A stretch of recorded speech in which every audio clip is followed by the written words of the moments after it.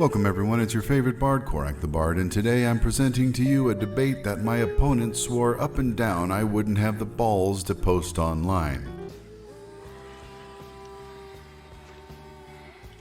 Sure you want to do this? Yeah, definitely.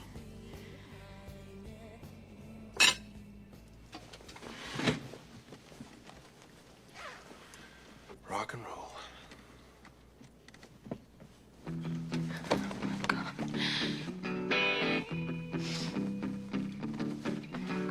Whenever I speak with a theist, I put in Maximum effort. to take whatever crazy crap comes out of their mouths and mount a counterposition that's accurate, informative, and entertaining.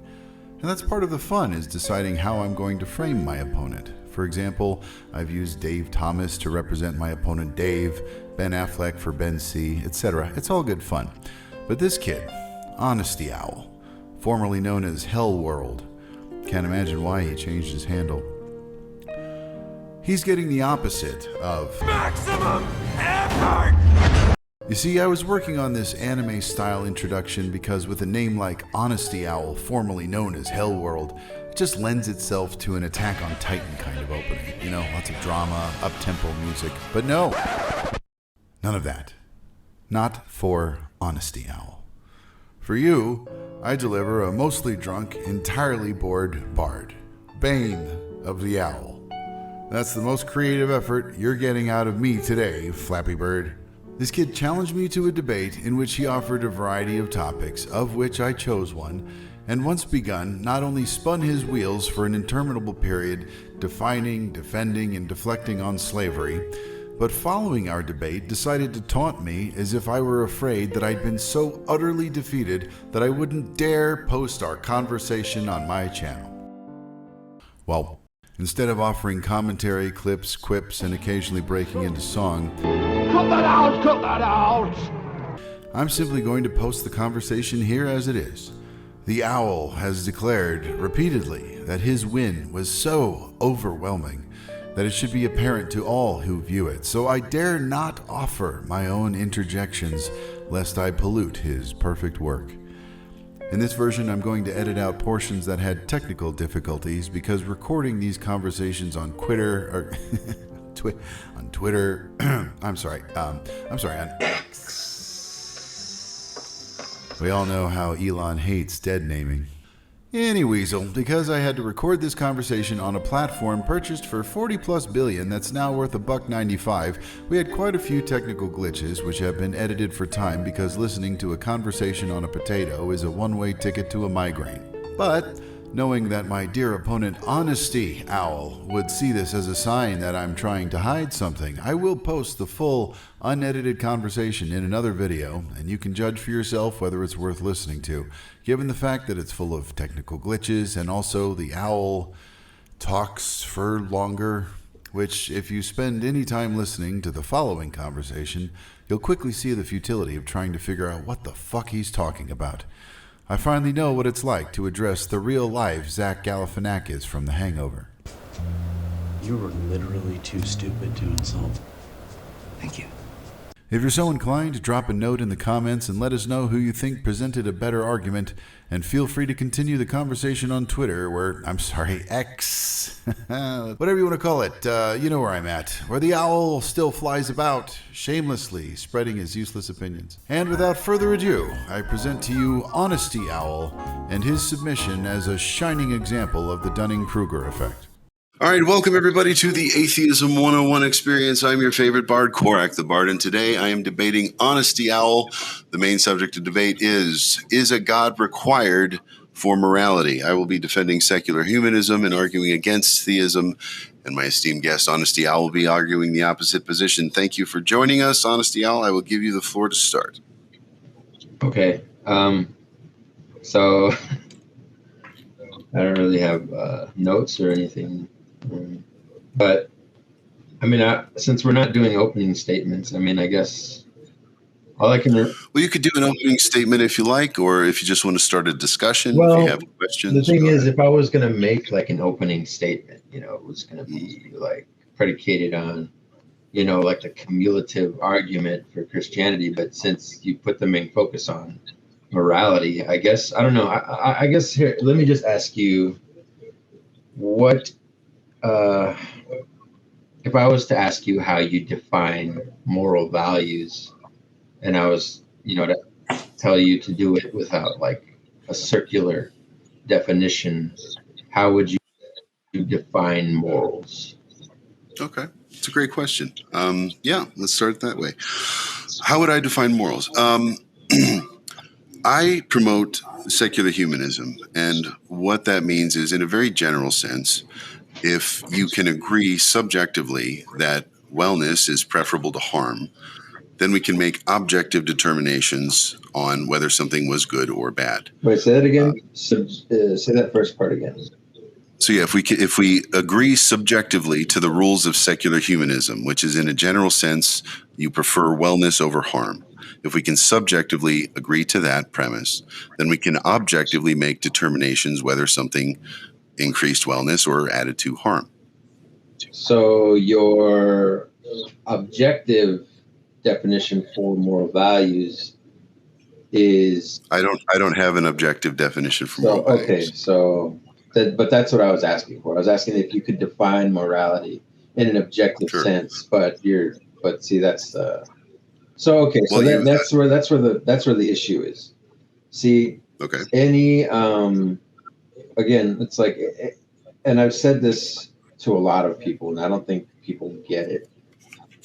I'm not saying, and I don't think any Christian or theist, at least someone, with an objective mindset, would argue that morality is impossible without God, because it's not. But I guess the question is, how do you make morals make sense without God, to have like an objective, I guess, foundation to which all of humanity can agree upon, and I guess make it... Yeah, I get where you're going, and I'm saying objective morality is garbage. Throw it out. There is no such thing. We subjectively agree to whether something is good or bad, and then can make objective determinations. But do you trust? I guess I'm sorry, I didn't mean to interrupt. But do you trust every living human to decide for themselves what is moral? It's kind of shaky ground. Well, I don't have much of a choice whether people decide what's moral for themselves or not. If a theist decides what this holy book says is moral, then they are kind of abandoning their own personal responsibility to make their own determinations. Right, because in order for society to produce instrumentality, morality shouldn't be in the hands of people. It really shouldn't. Well, morality is in the hands of people, whether you want to or not. Society has decided that we do prefer wellness over harm, and will write a penal and legal system based on that. Okay, so are you saying that's would you argue that that's an objective foundation for what defines morals in society then? No, please understand. I don't see any reason for arguing for any kind of objective basis in morality. I don't see it. I don't argue for it. I don't consider it. If we can agree subjectively to a metric, if your metric is the Bible, okay, then we subjectively agree to that. And then objectively, the Bible is now, the measuring stick. If we subjectively determine that secular humanism is going to be the marker, then we can make objective determinations using that as the metric. So what you're saying then is, as long as the majority of society agrees on something, that's what makes something moral? No. You and I are having a discussion, and it'll have broader implications for society. I'm not saying society has to agree to this. I will argue for it because I think it's the best path forward. Right, but the question is, what makes something moral? And you just said that if we can all agree subjectively on what again? On what? On whatever metric you choose. Okay, so if your metric is wellness versus harm, the supporting of humanity versus not supporting humanity, we can go with secular humanism. If your measuring stick is the Bible, then let's look at the Bible for our code of moral But ethics. how does that make anything moral, I guess? It doesn't. We agree to start using these metrics and then, use them practically. But that doesn't make the universe is not moral. It is a thing that exists. And then Right. humans with our consciousness and our collective social, gathering make moral determinations. So nothing. So what you're saying is nothing is truly moral? Morals are a concept we invented. Okay, then all morality is subjective without God, because All morality is subjective, period. If you use God as your measuring stick for morality, that's up to you. I'm agreeing with you that if there is no God, then you're basically agreeing with me that a God is required for morality. You're basically No, I'm saying the just agreeing exact with me. opposite. No. I I don't know how much more clear I can be about Well, you're this. not being very clear. That's the problem. God and objective morality is garbage. Now, if you want to argue for it, then I will agree with you subjectively. Yes, let's use the Bible as a moral marker. Okay, if you want to argue for the objective morality and the necessity of your God for, declaring what is moral, then go ahead and make the case. Well, no, I'm not saying Jesus or Jehovah. I'm not saying their identity, even their identity, makes anything moral. What I am saying is that if you do not have a moral arbiter, then you don't have a foundation for morality. And that is why a God is required for morals. Well, I just spelled out for you why secular humanism provides morality in the framework of wellness versus harm. But if you don't want to accept that framing, fine. But I don't require a deity to spell out what's good or bad. But do you see how this argument has become it's become very circular? Because the question is a God required for morality? Right? Yeah, and I say no, and you're saying I'm agreeing with you somehow. So what I suggest is you make the case for your objective moral arbiter, because I don't need it. When I ask you that question, you're basically telling me, morals don't actually exist. They're all subjective. We all decide what morals are for ourselves. Yes. And this is why I'm saying God is required for an objective moral foundation, right? And I'm saying you don't need an objective moral foundation, but if you want to argue for an objective moral foundation, let's look at your objective moral giver.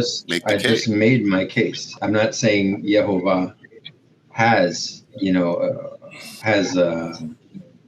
I'm not saying that his moral code is objectively what is moral right now. What I am saying, because what you're trying to do right now is you're trying to conflate theism with faith right now, which I don't agree with. Is theism not by definition having faith in something? Where's the conflation? I don't have faith in the idea that a cosmic intelligence created the universe. I only have faith in the idea that cosmic identity is identified as Jehovah, but those are bifurcated subjects. Okay, so still we need to come back to what are you using the Bible as your objective moral source? As of right now, that is not the discussion. But if you would like to move on from whether or not, because that issue is not resolved, whether or not a God is required for morality. Okay, so let me tackle it this way then. You're saying God is required for morality. I'm saying God is not required for morality. So what I suggest is we come up with a scenario where we can make a moral judgment. Okay. Is this moral? And let's use your God's metric, and let's use secular humanism. Well, actually, let's say we're both atheists, right? Because I used to be an atheist. You're representing theism on this. And if you want to argue for the objective morality of your God, let's compare the Bible to secular humanism and pick a scenario. Let's say sexual assault. That's the thing. That's what need me to do. You need me to use the Bible as a framework for moralities, so you can say Is it not your? well, Is it not your framework for morality? that's not the discussion. The discussion is a moral arbiter required for moral values? But you just said yourself that nothing is truly moral. We've come up with some metric framework as a society to decide, and I'm agreeing with you right now. You are absolutely right. Humans as a whole, we can come together and decide, is something moral? You're agreeing with me, right? So in that case, you're arguing that no, you don't need a God for morality.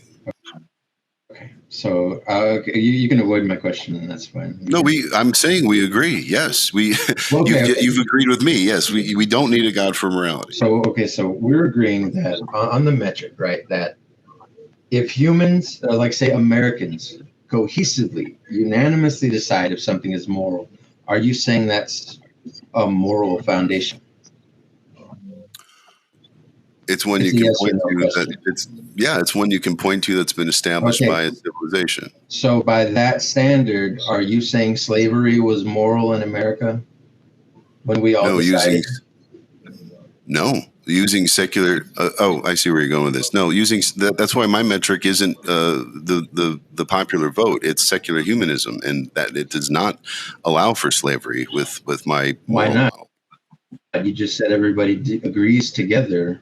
No, because slavery causes harm. How are you defining harm?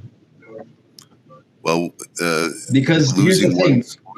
I'm answering your question. Losing one's bodily autonomy is harmful. Okay, so if you forfeit yourself to indentured servitude, and that makes you a slave, right? And you've done this willingly, is that still immoral? Being a slave? Slavery in general is immoral, whether you want to call it indentured. Like the framework of allowing somebody to.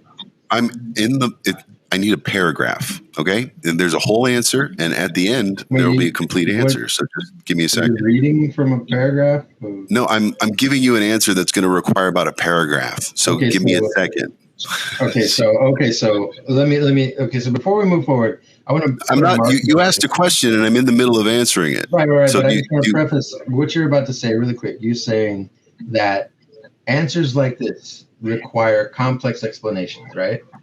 I just want to put Okay. Because you started to say something when I got about a sentence in, and I'm there's another 10 sentences to follow. Okay. Go ahead. Continue. All right. All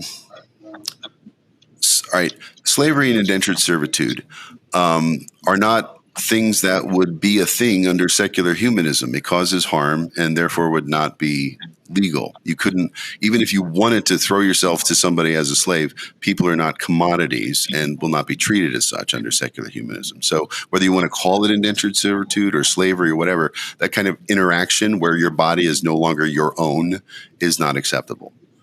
Why is it not acceptable? Because it causes harm. Why? And it's not harm? Okay. If someone wants to be a slave, how does being a slave cause them harm? Well, if someone wants to be a slave, go be a slave. But we're talking about slavery, which by definition is involuntary service. Okay. But you didn't answer my question. Which one? Okay, so in ancient Israel, right? God, according to the Bible, I don't know if it's true or not. I like to believe it's true, but according to the Bible, God pulled the slaves from slavery. And which slave? The Israel slaves. He pulled them from slavery in Egypt, and he ejected them into the wilderness, right? Yeah. According to the Bible.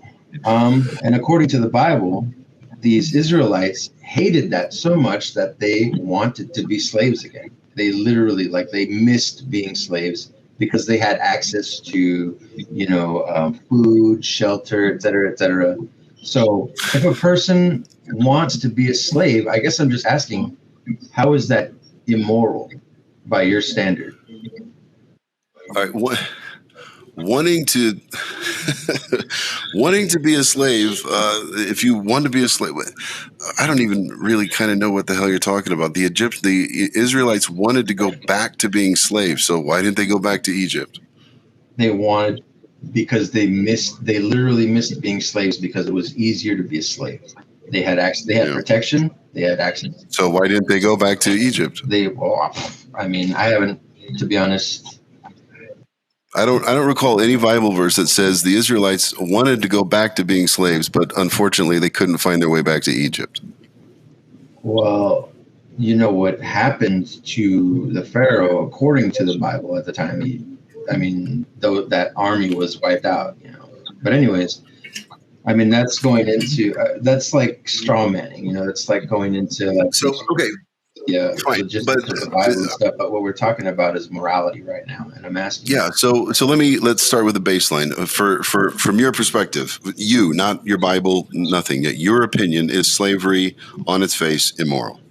Okay, so I guess I have to ask you then: how are you defining slavery?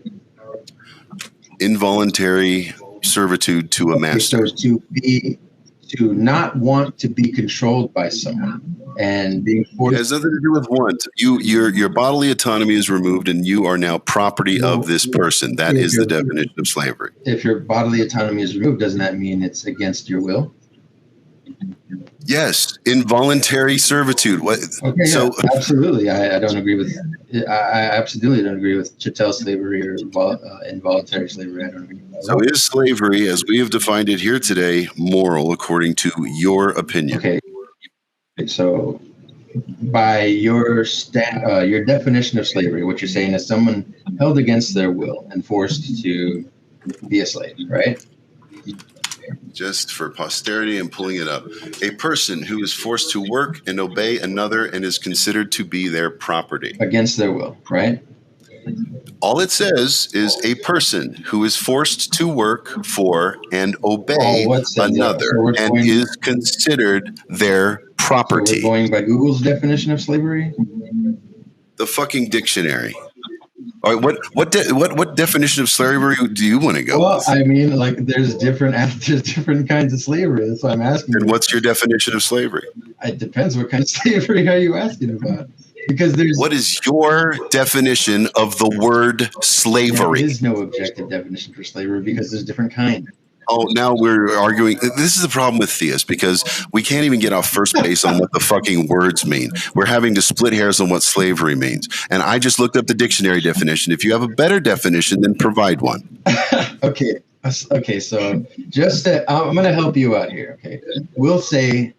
I'll define slavery for you in an objective manner, right?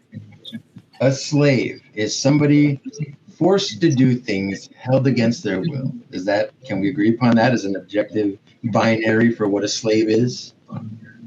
That is not materially different than the actual definition I just gave you. A person who is forced to work for and obey another and is considered their property. We agree.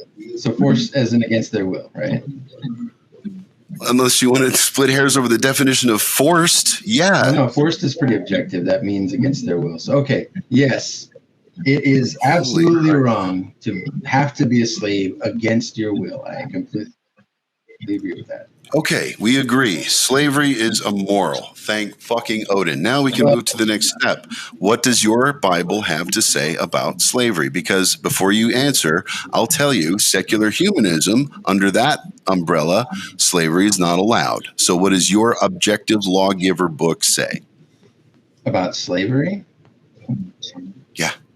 The Apostle Paul calls slavers sinners.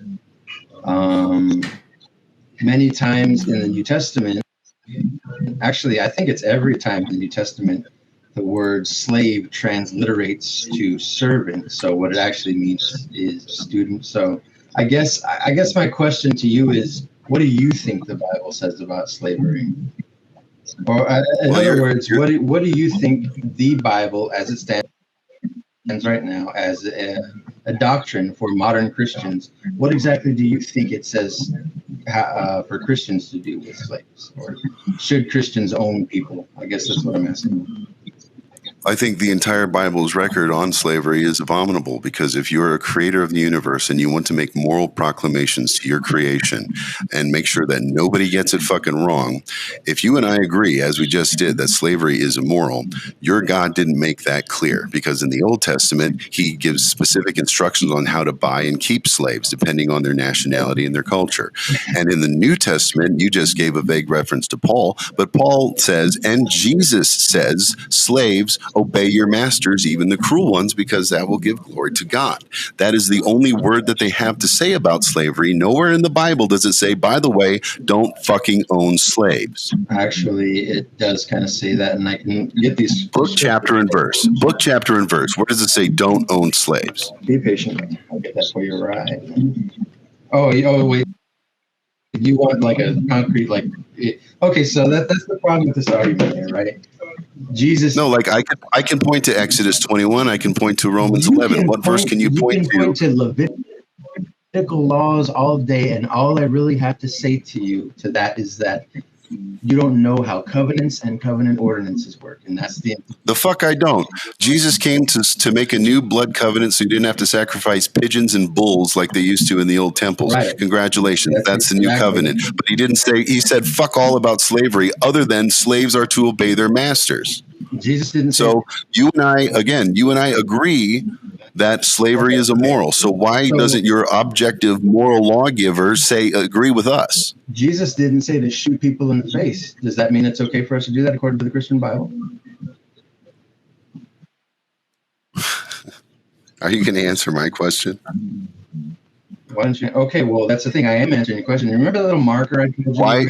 No. My question is, why do you and I disagree with your God, and your God is supposed to be the objective moral lawgiver? We disagree in what sense? We disagree with your God. We say slavery is immoral. End of story. And your God says, well, if you want to buy them, here's how you do it. And, by the way, slaves, you're supposed to obey your masters. We disagree with your God, who's supposed to be the objective moral lawgiver. Remember when I put that little marker down about complex explanations? Well, here we're going back there now. So the Hebrews, as I said, not the Hebrews, the Israelites, as I said, they missed being slaves so badly that they griped to God about being slaves. So what did God do? He gave them slavery covenant ordinances, and that's exactly what those Levitical laws are that you're bitching about right now. And if you're a moral lawgiver, you do not do things like that. Like that's what? Okay. And how are you deciding that? Well, I'm asking you. All right, man. If your defense for why we don't agree with your God is because a long time ago the Israelites craved slavery. Well, that's the thing. Okay. I'm asking you, what is it that you think the Bible indentures? I just told you what the Bible says about slavery. The Bible doesn't instruct Christians to have slaves, not modern ones. The Bible instructed. Right. So where's the little amendment for God to say, by the way, moving forward, stop with all the slavery shit. Everyone should be free. Yeah. Right. When Jesus paid the wages for the sin, right? Christians. He paid the wages. So like he slipped Satan a fiver, but he only said when he said things, it was slaves obey your masters. So how do you square that with the fact that there shouldn't be slavery in the first fucking place? Okay. So here's the thing. Number one. When Jesus paid the wages for the sin, modern Christians and even arguably all of mankind were released from the law. That killed us because it was impossible to follow. Secondly, when Jesus says, and this is transliterated, and I can prove it to you using the Hebrew interlinear, that a slave obeying a master is nothing more than a student obeying a cruel teacher. That's exactly what that phrase you're taking out of context transliterates to. So again, going back to what Jesus didn't say, like you can make that argument for anything. Jesus didn't say it's wrong to punch hippos. Oh, I guess that means it's okay for Christians to do that. It's a very stupid argument. You probably shouldn't use it anymore. Okay. Did you have anything? Was that it? Are we moving on from the moral argument? No, I just wanted to make sure you were done with your thought. Oh yeah. Okay. So I see where you're coming from, and I think I'm going to wrap up my argument and respond to what you just said, and I'm going to call it a day for me. If you want to continue, we'll open the floor. Danny's been here a while. She might have something to say, but I'm just going to make a remark, and then I'll give you the floor. Okay. Okay. This is why this whole discussion is why I think secular humanism kind of wins by default, because you and I can agree, and it took us a while to get there, but we did agree that slavery was immoral. And still you are doing backflips over defending slavery and how it's worded in the Bible, and it actually means student. None of that exists on my side of the aisle, because we've decided slavery is immoral and we're moving the fuck on. But here we are still talking about what your God exactly meant. And if he's having so many problems getting his interpretations to his beloved creation, it's a shit fucking plan. And I will leave it there. I'll give you the last word, and then we'll open the floor to questions. I would like a example right now of anywhere in the world where Christians are harboring slaves, and then I'll agree with you that there's some miscommunication about what constitutes slavery. Between sweatshops in China and agricultural labor in the United States, there's plenty fucking living Well, I don't know if you slaves. know this, but China is a very secular, so I don't think it's a good example of modern slavery caused by Christianity. Well, Christian or not, we've still got slavery, and if your God, has something to say about it, by Christians. That's why I don't. none of it. There aren't any Christian farmers in the United States who are abusing migrant workers. Whoa. That's a whole different. No, that's exactly what you asked for, an example, and that is a perfect example. So let me. These are migrant workers who willingly came from Mexico, entering themselves into the workforce to be fucked over with those pay wages that they get. That's the Christian farmers. So that's your standard for what a Christian causing slavery is today. That's kind If you take a refugee who fled war from their country and is just looking for a place to live, and you build a company store setup where they can't really leave, and all they have is working on the farm and just enough to live on to do that and that alone, yeah, you've taken advantage of somebody's vulnerability. Because your secular democratic government is now taking in refugees and asking them to pay off their citizenship through being a soldier and dying in a war for them. So that doesn't sound. Yeah, I don't believe that assertion, but I'm not getting into politics on this discussion. So I'm getting a crazy echo. Give me 2 seconds, because if it's on my end, I'm going to try to fix it.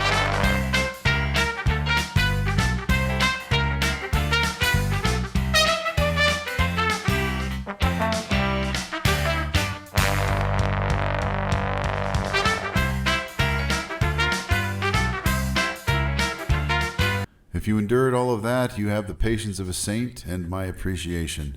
Until next time, I'm your favorite bard, Korak the Bard, singing off with... This is the best that God has to offer.